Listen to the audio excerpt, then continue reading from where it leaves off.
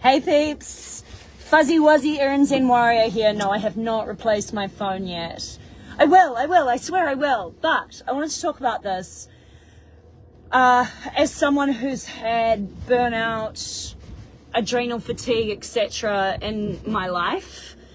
Interstitial cystitis as a result of over-pressurizing my adrenal system and causing kidney weakness. So your adrenal glands are attached to kidneys. So it is quite hard to separate from the two things. In the traditional Chinese medicine system, and some of you will know I work with a traditional Chinese medical master, and kidney qi is really life force qi in the TCM model. And so when that kidney qi drops out, you're basically dead. Like for the Chinese, which, I mean, they're running a 7-centered health system.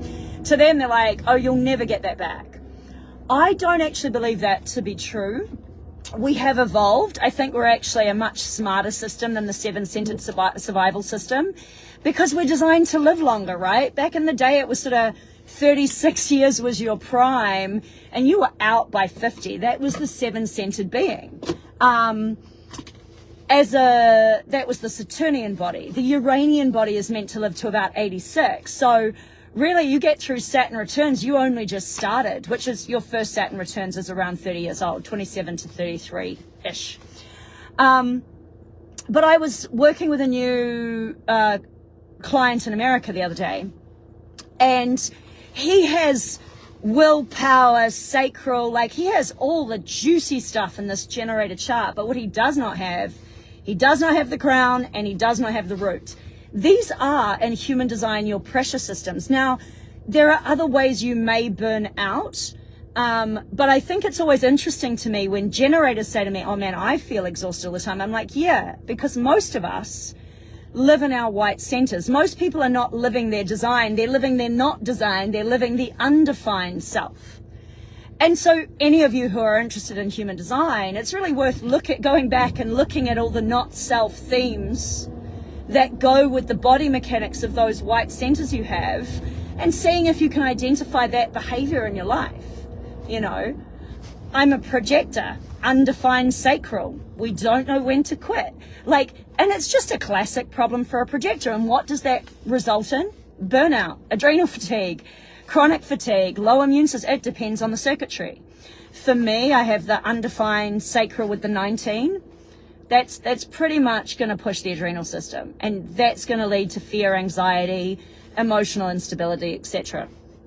And it has, and I've lived that life, and I don't live that life anymore. And actually that's how I fixed interstitial cystitis that I had for many years from the age of 17, was I used my design, even though I didn't know my design when I fixed it. I used what my body was telling me. That's still the same thing. People talk about human design and people go, oh, I don't want to be caged into something. And I think that's fair. You don't want to get caught in the head about your body's intuition. And I think it is a real danger of human design. Oh, follow, do all the things, by the way. But I also think that you kind of go through that phase and you come out the other side and you go, practically, what does my human design bring awareness to? When I look at that design, what does it remind me about? It reminds me that I don't know when to quit. It reminds me that I'm not here to make promises because I have undefined willpower. It reminds me that fear is a physical reality that my body bathes in because I have an undefined spleen. To be honest, I don't fear shit anymore because I've gone through so much with the design of spleen that I have. I really got to go beyond fear, which is quite interesting. And yet my body can still kick it up and I'll be like, oh, what's this? And then I'm able to get out of the fear because I recognize the mechanism, and that's fucking cool. That's super cool. But I have a lot of people around me, a lot of generators. Now, generators should be winning. Why are generators not winning? Well, because they commit to shit they shouldn't be doing, right? They've got this sacral that wants to go and go and go and go. And so they just kind of go. And they don't think, should I be going to this? Is this for me? Do I have energy for this? Is this correct? And then also, you know, we live in a world that's like kind of got a pure sacral pressurized kind of quality to it. You're in or you're out. It's black or white, you know, it's commitment or not. It's very this and that, just like the understanding of human design actually becomes very this and that as well. And yet things are not like that for everyone. Everyone is a bit different. Not everyone is here to sustain pressure. And, you know, when I looked at this chart, I was like, of course, all you've done is pressurize yourself to burnout. And this guy, you know, had hit the wall big time to the point where he had really learnt his lesson, which is great. That's perfect. But it is also that thing of like, how much can you recognize when you don't have defined route? You're not here to be constantly improving things, constantly trying to make something bigger. You're not really here to grow a business. You're here to add wisdom around that. So you could find someone that has that root pressure system that can grow the business for you. But if you have undefined root pressure and you're constantly trying to improve your life, you're going to continually fuck up your kidneys. Like, that's basically a given. And I have a very good friend who I work in with, and this is a real struggle for him. And I have watched him piss all over his kidneys repetitively. Like, he's still struggling to get that right, and he understands the mechanism. And I'm like, know when to step out of the fire, right? I have another client who is a dodo, you know, dead dodo bird walking around, undefined pressure systems, no crown, no root. And what does that mean for him? Look, you may feel great, or you may think you feel great. And this is always an interesting thing. When I've worked with a client for 8 weeks, they come in and I go, oh, how's everything? Oh, my knee's a bit niggly, my elbow's a bit niggly. Okay, cool. Let's fix that. So and then after a while, all they do is complain. And I'm like, fuck, did anything get better? Did we achieve it? Oh, yeah. I'm just way fussier now. That's often what I hear. I'm just way fussier now. Because they didn't know what it was like to feel good. You know, I mean, I almost forgot after COVID and everything, man, my body was down, you know, like my body had really taken a hit from that and moving city and all those things. And my acupuncturist put me back together again. Really, that was a whole different experience of like, oh yeah, I remember what good feels like, you know. We forget because we survive. And we forget how good feels. And we do all this shit like, oh, I'm just getting old. I'm just getting old. Fuck old, man. I'm 45 years old. I'll probably live to 100, right? Like, I got more than half of it to go. I don't have time for, oh, I'm getting old. Changing, shifting, being compassionate to the hormones, being compassionate to my design, sure. You know, I rest a lot. I should have been doing that at 20. We all should have done a little bit more resting in our lives. You know, the work hard, play hard mentality of the pure sacral generator pressurized kind of not self out there. I did that too, to my great expense from the age of 17. You know, can you imagine dealing with urinary tract issues every other week to every week, right? Like, that's what interstitial cystitis is. It's hideous. How did I fix it? Fuck, work hard, play hard. It didn't work for my body. Doesn't mean it doesn't work for some. Of course it does. Comes from somewhere. It's just not for everyone.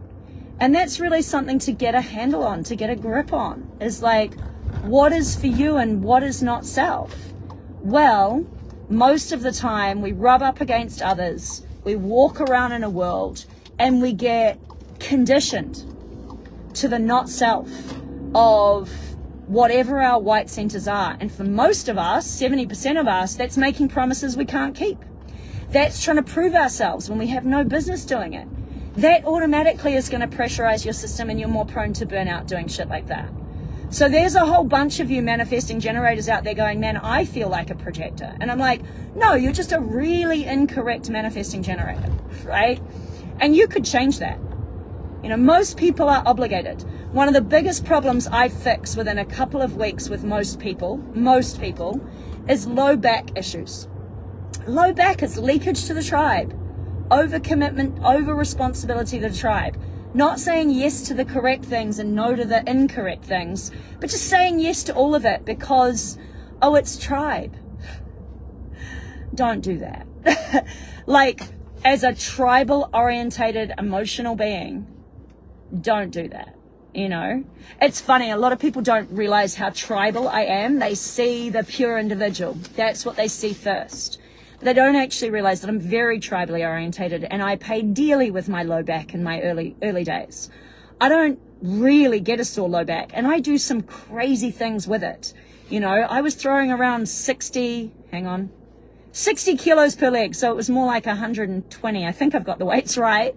On a reverse hyperextension machine today. That's a lot of weight into my low back. It was fine last week. It will be fine this week. You know, why? Because I don't compromise myself to tribe anymore, right? I have defined adrenal system.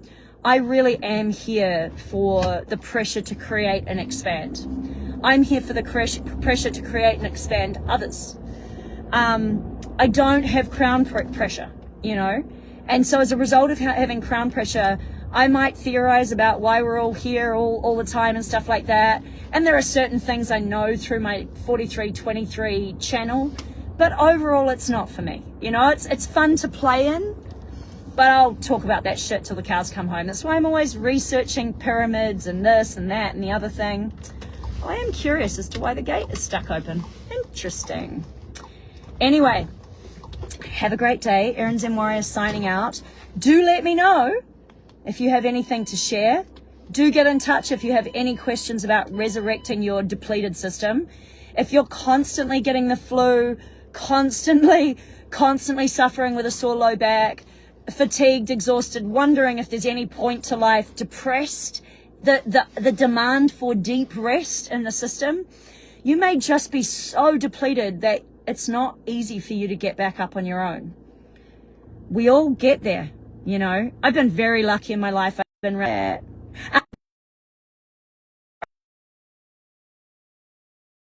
since I was 20 years old. I grew up in the fitness industry. And a health-orientated mother and father, relatively. You know, he's taking spirulina back when I was a kid, so that's pretty early on. But I still needed help, and I still take the help. I spend my time fixing other people up. My body needs resurrecting after that. Understand that a racehorse needs to be maintained. A race car needs a pit stop. How are you running your life? You know, I have someone coming in with trigeminal neuralgia, and we're flying them in, you know. And I said to this person 6-7 years ago, like, you're over pushing yourself. You've got to draw some boundaries and make some space for yourself. Like, I could feel the load collapsing her whole system. She didn't listen to me. And she didn't know how to get out. That's the truth. It wasn't a case of she didn't listen. She didn't know how to allow that space. That's how out of design she was. Now, she didn't get the diagnosis of this, and they did some other surgeries and stuff like that. And then they've done an injection into that, which hasn't worked. And that injection can actually damage the pathways, which can make it hard to resurrect holistically. There's the problem. You start trying to shut down nerve pathways. That's problematic when it comes to holistic reality, because the resurrection is now harder, if possible at all. You know, if she'd had surgery there, that would have been even worse. So, you know, she's going to be flying in, spending 2 weeks here. We do a resurrection between me and my team, my acupuncturist, etc. Not all acupuncturists are the same. Plenty of acupuncturists do not get the chi going. Master acupuncturists do, but it's quite full on. And we're going to see if we can get some difference there. But the truth is, she is going to get the biggest change if she stops giving everything she's got away to everything else. And here's the funny thing. When you start drawing boundaries, not only does life get better, but the people around you treat you better because you treat yourself better, and everything reflects everything. Your life is a reflection of you.